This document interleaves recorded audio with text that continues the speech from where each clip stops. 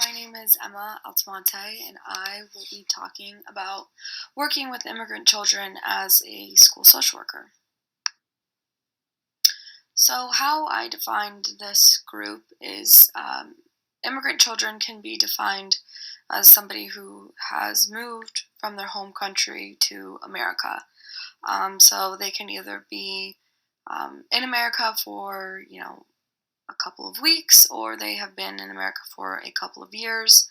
It's just going to depend on the time frame that they come to your school. But really, an immigrant child is somebody who has come from a different country and is now in America. Some immigrant children may come to America from an English-speaking country, whereas some may come from a country where they spoke a different language and may have already had English teaching, or they may not have ever been taught English. But being a school social worker is important for us to know this and to identify children that may be in need of ESL classes. Some children might desire to have ESL, and some might not. So, the prevalence and the impact of related issues on development and learning, dependent on where the child is coming from, is going to impact their development and their learning. So, if a child comes from, a war-torn area, or they have fled their country due to prevalence of violence, or there's no upward mobility, meaning there may not be job opportunities, or for various different reasons, that is obviously going to impact their learning and their development. Another thing that can really impact their learning and development if they are coming from an area where their education system is much different than what it is here. So that could mean that their education system is more advanced than ours. So say you have an immigrant child that is in the third grade, but their readings and their teachings have the child set to be at a fifth grade level. That's something that's really important to note. Or if a child is coming from an area where there was not a big emphasis on education, and the child might need to go back a couple of grades to relearn some things. This is really important to know as a school social worker, and to assess for in the beginning of their time at the school, just so that their development and their learning is adequate to what is needed at the school where you were placed. It's also important, I think, to know the child's background from where they're coming from. So if a child is coming from a war-torn area, there might be some trauma that has within that child. So it's important for the school social worker to note that, and also to relay that to their teachers or anybody that's working with the child, just because there might be some triggers, whether they're learning about them or just a trigger within the classroom.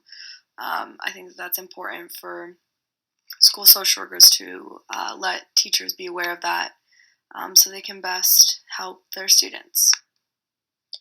And then here I just kind of laid out some possible issues.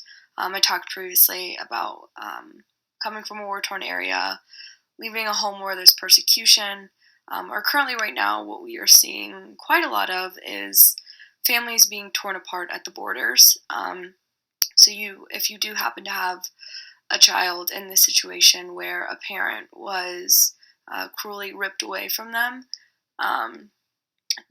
the child definitely will probably be experiencing some trauma with that. Having a lack of a family member within that home is definitely going to be something that the social worker needs to be made aware of, just in case, the child might be acting out, or the child might be regressing in school. There's just going to be a very, every child is going to react differently to that situation.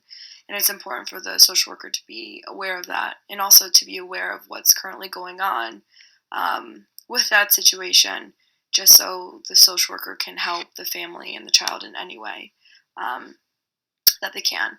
And then on the other column, I just noted that the impact that it's going to have on the child's development. So maybe their inability to stay focused, worried about their family situation, Also language can be a big issue. So if, a child is learning, a lot of different material that's in a language that they might not understand, that's obviously going to be very stressful. And I think anybody would struggle in that situation. So social workers need to be aware of that, maybe get them in touch with, you know, again, ESL classes, or maybe enroll them with an interpreter to come to the school for the first couple of months just to help them start getting acquainted. So the role with the school social worker and working with immigrant children, I think it's very important that the social worker gets to know the child aside from, the country that they are coming from, just so the social worker can assess for their needs firsthand and what the social worker can do for them at the time being. Um, and then I would say firsthand, before the child even enters the school, it's important for the social worker to be culturally competent and know exactly um, what that child's culture looks like, so we don't make any errors. Um, you know, Maybe something that American culture seems normal might not be normal for somebody coming from a different country. So it's very important that social workers are culturally competent and understand the child's background. Now every child's not going to be exactly like the culture that they come from, but it's important that we are aware of where they are from. It's also important that I think social workers in the school create trainings for staff members, because a lot of staff members may not have experience working with different groups of individuals. They might not come from a diverse background. So creating trainings for staff members so they are made aware of the child's culture, so everybody can best help the child that is in their school. I also think it's important that you meet with the child's family, because I feel like in the education system, it's really, yes, it's about the child, but also is about the family unit, and you need to help the family too, because again, coming to America from a different country, that's a big step for any human being. That's going to be, kind of a culture shock. The family may have needs.